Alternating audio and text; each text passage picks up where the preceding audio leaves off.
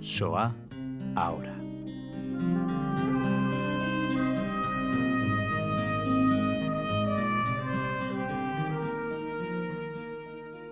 Bienvenidos, hoy tenemos la suerte de estar en Radio Sefarad, en el estudio, con Isabel Ruiz Peñato. Bienvenida, Isabel. Gracias. Y con Patricia Weiss Friedman. Gracias. Que es un placer siempre recibirla en su casa. Hoy nos traes una invitada muy especial.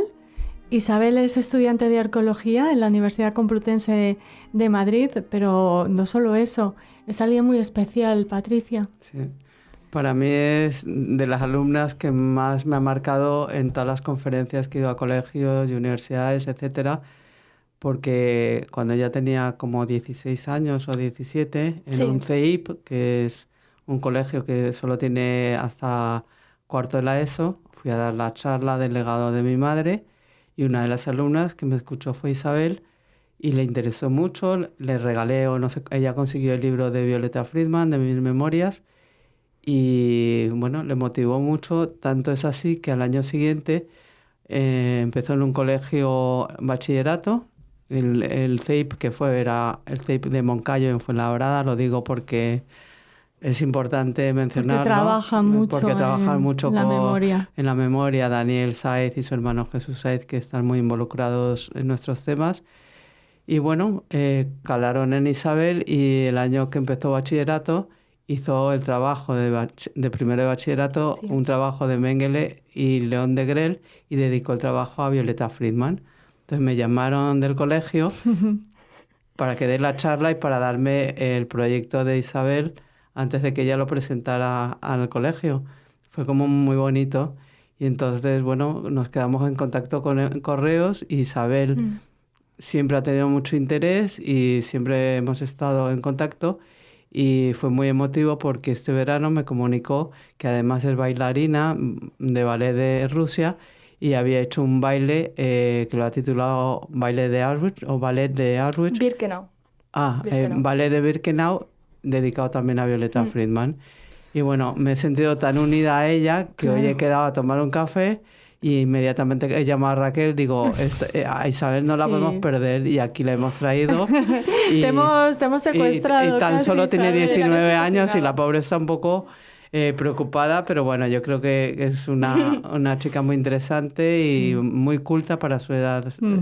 Isabel, de esa charla que dio Patricia como presidenta de la Fundación Violeta Friedman, ¿qué es lo que más te impresionó? ¿Qué crees que fue el motivo por el que empezaras a dedicarte a hablar de memoria, a hablar de Violeta? Una de las cosas que más me sorprendió es que hoy en día muchos de algunos compañeros que tenía hablaban y hacían bromas del Holocausto como un tema muy mundano que no le daban apenas importancia.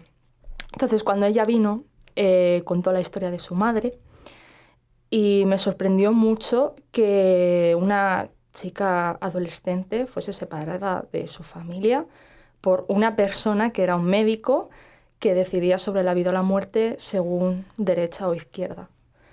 Y a partir de ahí, aparte de los problemas judiciales que luego llevó a León de Grell, quise interesarme por estos dos personajes para ver cuál había sido su trascendencia y qué tanto habían hecho. Y descubrí que hicieron un montón de cosas muy malas y descubrirlo me puso los pelos de punta y dije, tengo que hacer un trabajo de esto. Entonces aproveché que mi profesor Jorge Enche nos dijo que podíamos hacer un trabajo de investigación de lo que quisiéramos, siempre y cuando fuese de la Segunda Guerra Mundial, y dije, pues voy a hacer el trabajo de León de Grell y Joseph Mengele, dedicado a la perspectiva de Violeta Friedman y de todos los supervivientes del Holocausto nazi. Emocionante. ¿Y cómo hiciste el trabajo? ¿Cómo investigaste? ¿Qué fuentes has utilizado? El libro de Violeta. Sí, el libro de Violeta. Sí.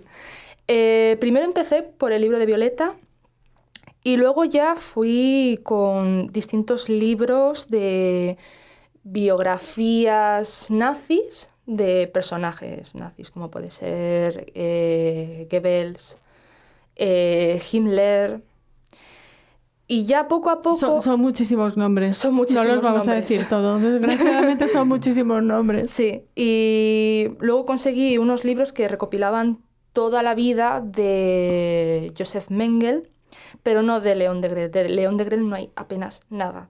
Solo pude sacar la información del libro de Violeta Friedman, algunos artículos que tenéis publicados en la Fundación y un artículo de una revista del año 1950 de que el avión que iba León Degrelle se había estrellado en unas playas de Galicia.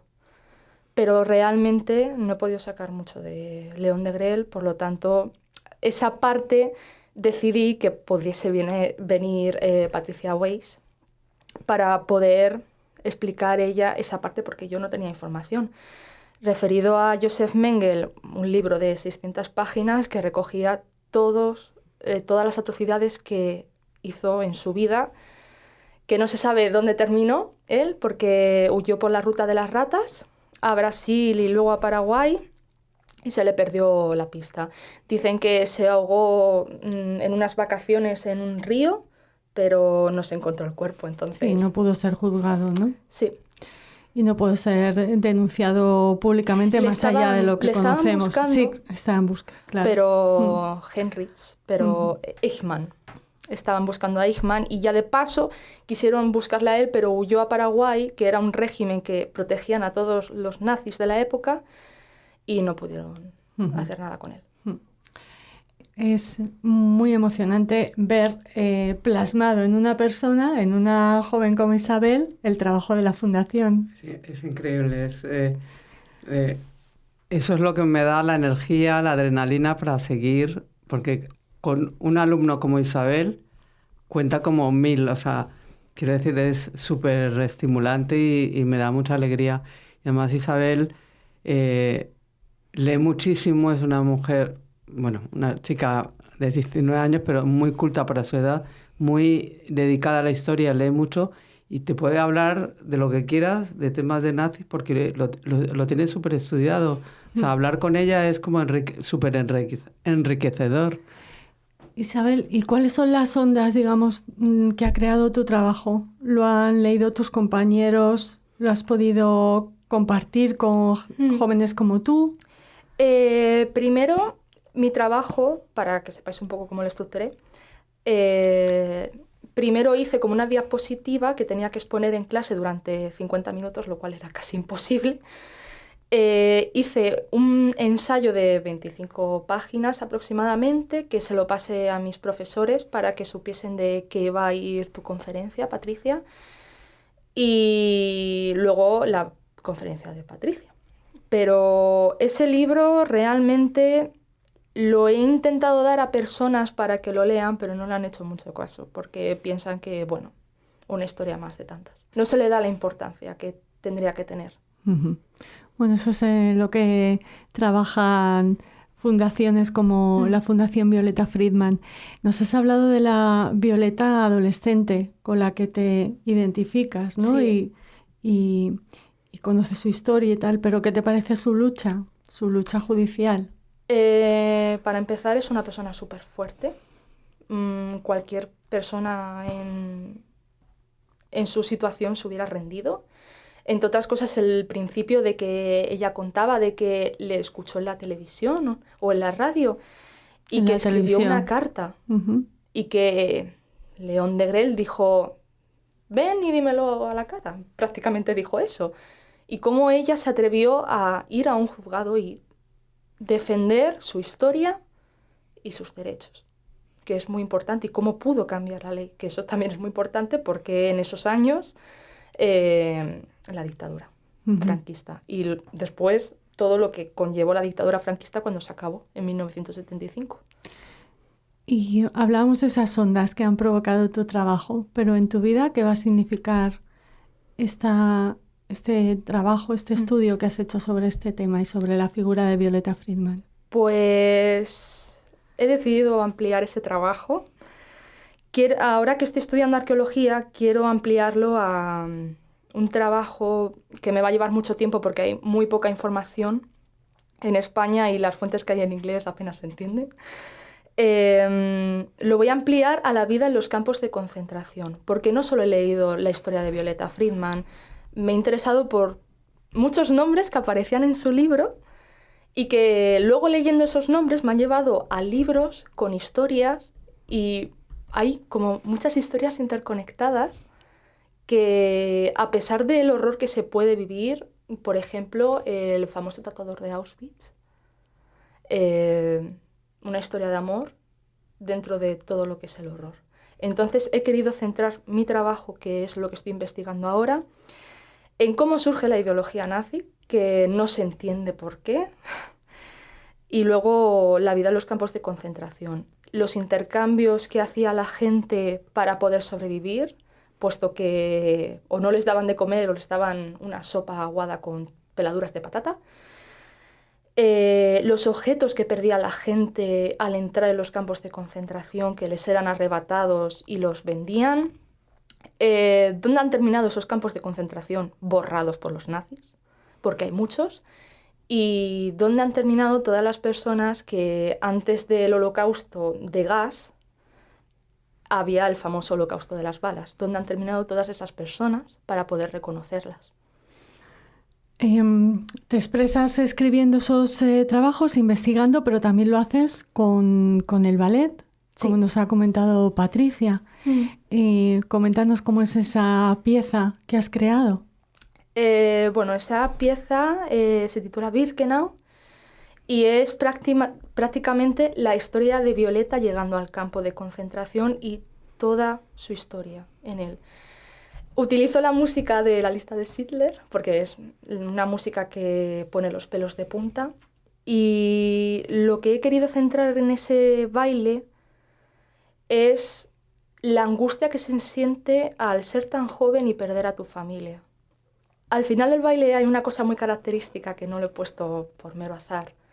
Es que termina el baile conmigo en el suelo y alzo la mano hacia un foco de luz, queriendo representar que a pesar de toda la oscuridad de alrededor, se puede lograr encontrar una luz que venzca a toda esa oscuridad. Bueno, pues tú eres una de esas lucecitas que forman la luz. Me he recordado a la salida de Yad Vashem, ¿no? Cuando terminas el recorrido y sales a esa terraza y ese horizonte.